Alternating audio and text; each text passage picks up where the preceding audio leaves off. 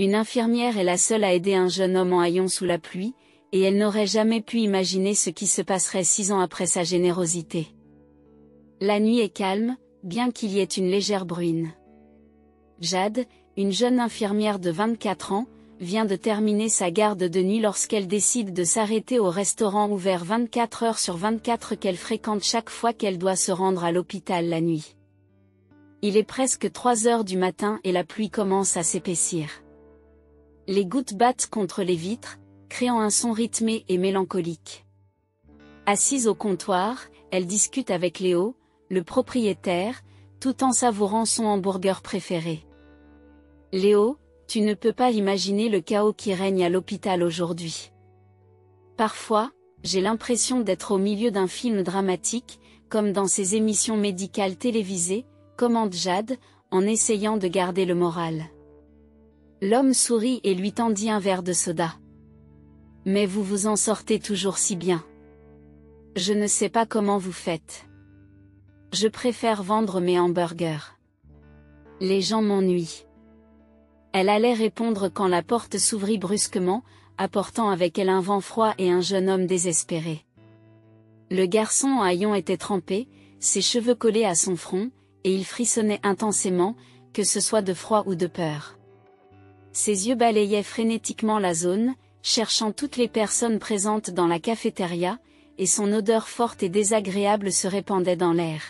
« S'il vous plaît, aidez-moi, ils me poursuivent », cria le jeune homme en haletant.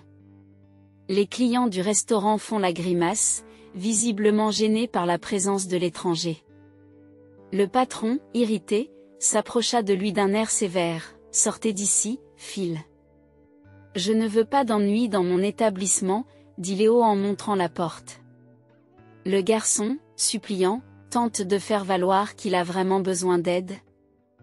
Mais l'homme n'est pas disposé à l'écouter. « Tu vas acheter quelque chose ici ? » Non, c'est ce que je pensais. Maintenant, foutez le camp, je me fiche de savoir qui vous suit. Les larmes aux yeux et l'air vaincu, le jeune homme repart en courant sous la pluie, laissant derrière lui un silence gênant. L'infirmière, indignée, lance un regard au propriétaire de l'établissement. « Je ne peux pas croire que tu aies fait ça, Léo. Depuis quand êtes-vous si insensible ? C'est vraiment décevant. » Elle s'empresse de commander un autre hamburger tandis que Léo, encore surpris par sa réaction, prépare la commande en silence. Jade paya et quitta le restaurant, l'esprit retourné par l'incident. En marchant sous la pluie, elle repense au jeune homme effrayé et à l'indifférence des gens. Comment peuvent-ils être aussi cruels ? La pluie battait les rues, mais son esprit était fixé sur le garçon qui avait été expulsé du dîner. Elle se met à le chercher en l'appelant à haute voix. « Mon garçon, où es-tu » Mais il n'y a pas de réponse. Marchant sous la pluie, qui devenait de plus en plus forte, elle finit par l'apercevoir, recroquevillé derrière une benne à ordures, visiblement effrayé et tremblant. « Eh, tu vas bien ?» Jade l'appela, s'approchant prudemment. « Je ne vais pas te faire de mal. Je suis là pour t'aider. » Le garçon miteux, sale et mouillé, la regarda avec méfiance, mais sa faim parla plus fort lorsqu'il vit le hamburger qu'elle lui tendait. Il le prit et commença à le manger goulûment, la remerciant d'un regard reconnaissant. « Merci beaucoup, madame », murmura-t-il entre deux bouchées. Il lui raconta rapidement qu'il était poursuivi par des gens qui lui voulaient du mal. Poussé par une envie de le protéger, l'infirmière lui a offert un abri dans sa maison pour la nuit. « Vous pouvez dormir chez moi cette nuit. Ce n'est pas sûr de rester ici. »« Viens », insiste-t-elle. Surpris par cette offre, il hésite un instant, mais finit par accepter. Alors qu'il marchait vers sa maison, il était visiblement mal à l'aise mais reconnaissant de cette générosité inattendue. Une fois arrivé chez elle, Jade lui a montré la salle de bain pour qu'il puisse prendre un bain chaud. Elle lui a également offert des vêtements qui appartenaient à son petit ami, et il l'a remercié, encore incrédule face à sa générosité. Après le bain, elle s'est occupée de ses blessures, qui comprenaient des égratignures et des ecchymoses. Elle lui demande ce qui lui est arrivé, mais l'homme reste silencieux, comme s'il n'était pas encore prêt à le lui dire. L'infirmière prend les choses en main, traitant chaque blessure avec soin et attention. Le jeune homme la regarde faire, admirant son dévouement et sa gentillesse. « Vous êtes mon ange gardien. Vous le savez, dit-il avec un sourire timide. Je ne saurais trop vous remercier. Tu es arrivé au bon moment. Je ne sais pas ce qui me serait arrivé aujourd'hui si vous ne m'aviez pas aidé, avoue le jeune homme. Encore un peu secouée, Jade sourit, heureuse d'avoir pu l'aider. Pas besoin de me remercier. J'ai fait ce que tout le monde devrait faire. Vous êtes en sécurité ici. Ils discutent encore un peu. Il se présenta sous le nom de Kevin et la remercia à nouveau, heureux de s'être sorti de cette situation. Ce soir-là, Jade s'est couchée avec le sentiment d'avoir fait quelque chose d'important. Elle lui avait offert son canapé, qui était devenu un refuge et un soin pour quelqu'un dans le besoin, et cela lui donnait un sentiment d'accomplissement et de paix. Le garçon, quant à lui, s'est endormi en admirant la gentillesse d'une inconnue qui est devenue son ange gardien. Le lendemain, par une nuit pluvieuse et maussade, l'infirmière s'est réveillée avec les premiers rayons de soleil qui pénétraient doucement à travers les rideaux. Elle s'étire dans son lit.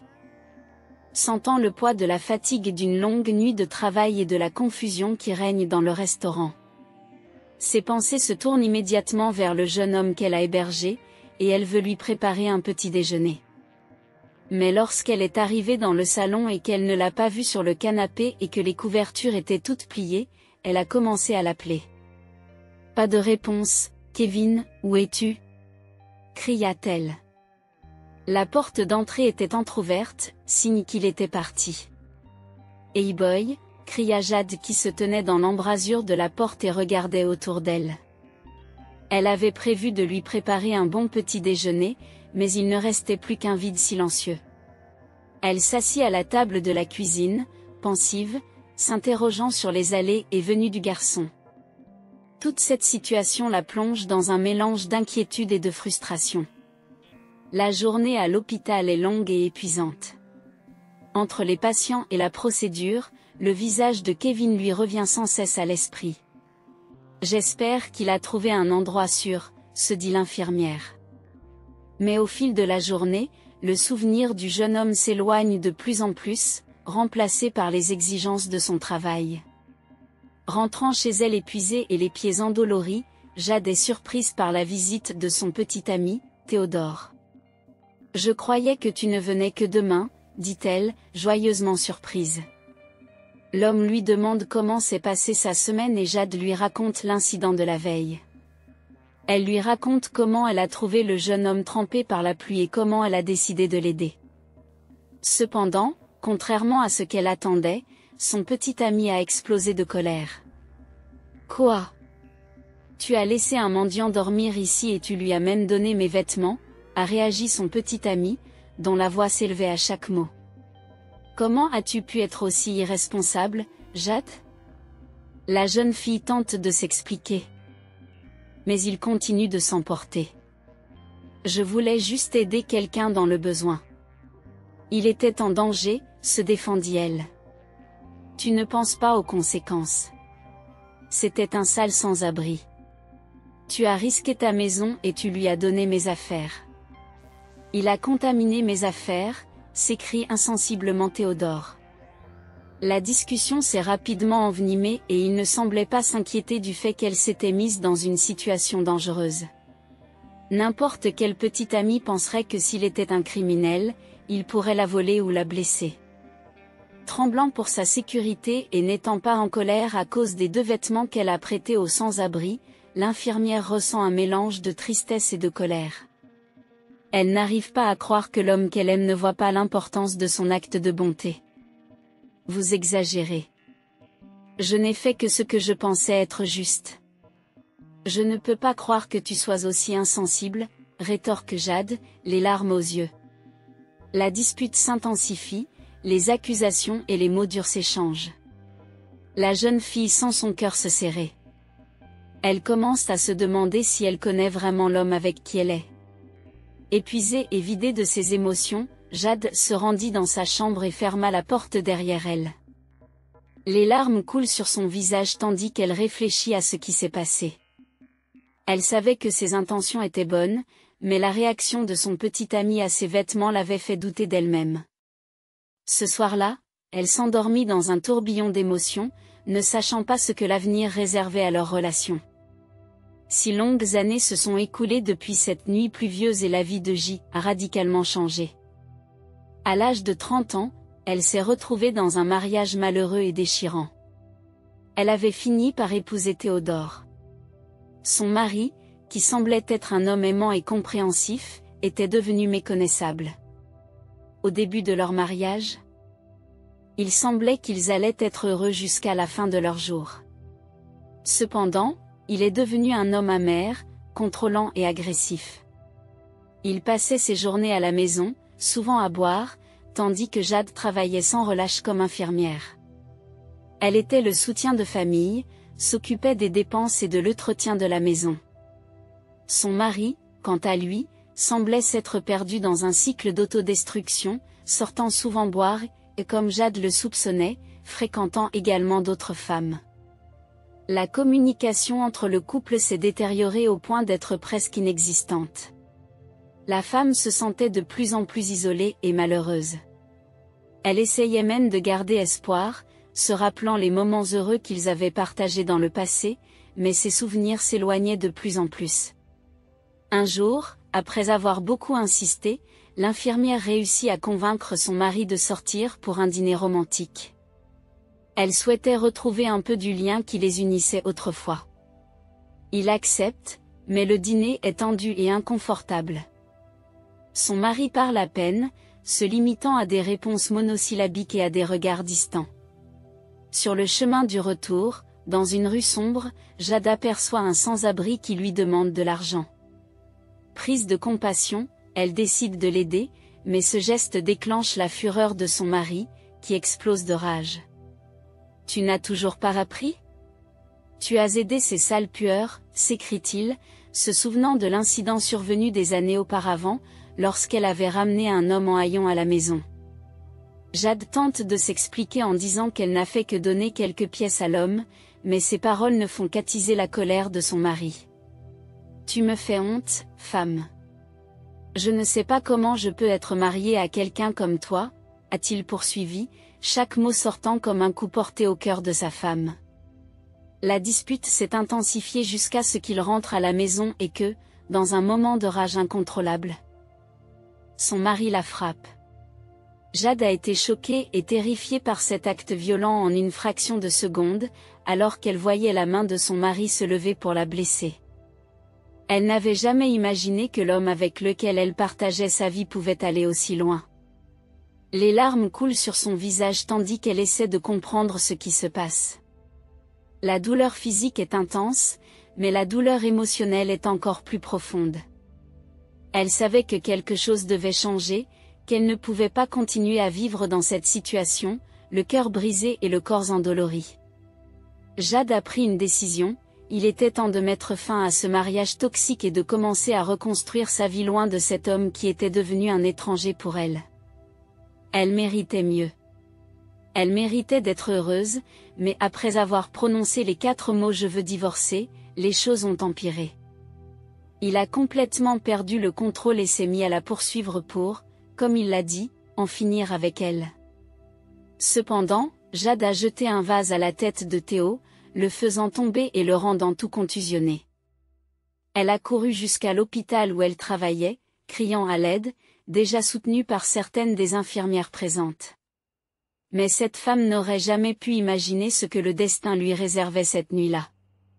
Les infirmières l'ont emmenée dans une chambre et lui ont dit que le médecin responsable serait bientôt là. La seule chose qu'elle ignorait, c'est qu'elle serait immédiatement prise en charge par le médecin qui venait d'être engagé par l'hôpital. L'homme entre dans la chambre et, en voyant la jeune fille, s'exclame avec surprise des mots qui font presque s'arrêter le cœur de Jade pendant une minute. « Oh, vous êtes cette dame, mon ange gardien. » L'infirmière, confuse et ébranlée, n'en croit pas ses yeux. Se pourrait-il que l'homme devant elle soit Kevin, le même sans-abri qu'elle avait aidé il y a des années? Mon Dieu, qu'est-ce qui vous est arrivé, lui dit-il en attrapant le matériel de premier secours pour soigner ses blessures. C'est alors qu'elle a vu l'inscription sur son badge, Kevin O'Donnell, médecin généraliste. La jeune fille n'en revient pas. C'est bien lui. Mais comment? C'est alors qu'il a commencé à raconter son histoire. Il s'est avéré que le garçon n'était pas un sans-abri, comme le pensait l'infirmière. En fait, il était le fils d'un homme d'affaires prospère et, à l'âge de 25 ans, il était en 5e année de médecine lorsqu'il a été kidnappé par un gang qui voulait demander une rançon à son père. Après une semaine de captivité, il a réussi à s'échapper, ce qui l'a laissé dans cette situation déplorable en cette nuit pluvieuse. Il a poursuivi en disant, « Vous aviez l'air d'un sans-abri, mais vous avez été mon ange cette nuit-là. Sans ton aide, je ne sais pas ce qui me serait arrivé. » Après avoir dormi chez elle, il s'est réveillé tôt et, pensant que son petit ami allait bientôt arriver, il a pris peur et est parti dans la rue. Il a rencontré quelqu'un qui lui a prêté son téléphone portable et a appelé son père, qui est venu le chercher.